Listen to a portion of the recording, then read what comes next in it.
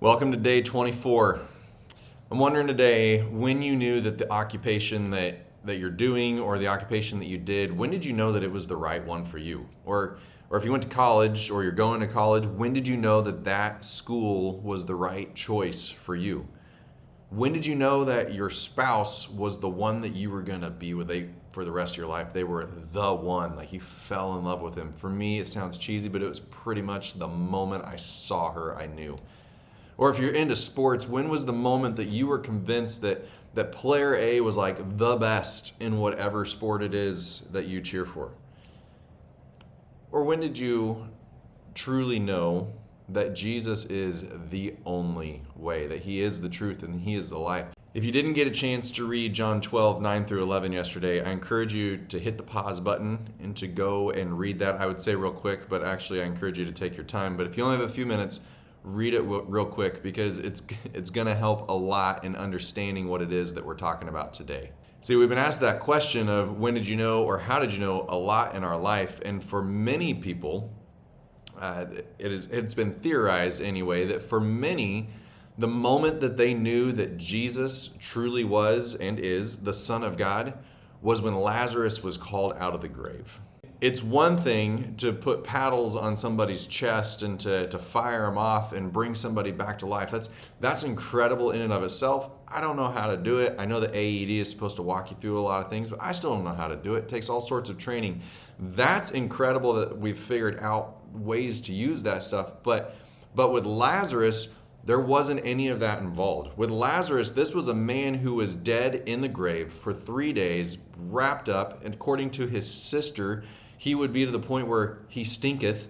And yet, with only his words, Jesus calls Lazarus out of the grave.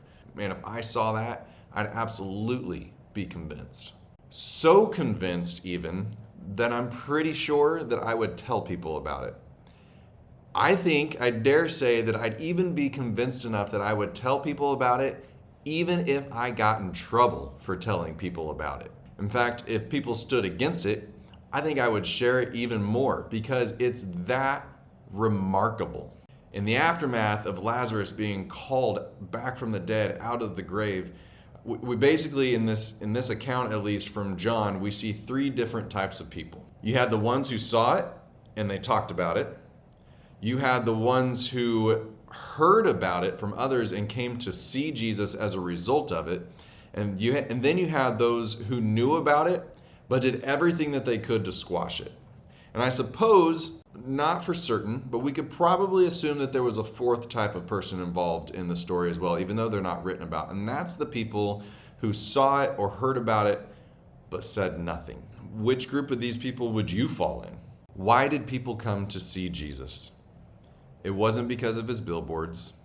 It wasn't because he had a killer website. It wasn't because he had put together some of the best reels that people had seen and they just kept coming across.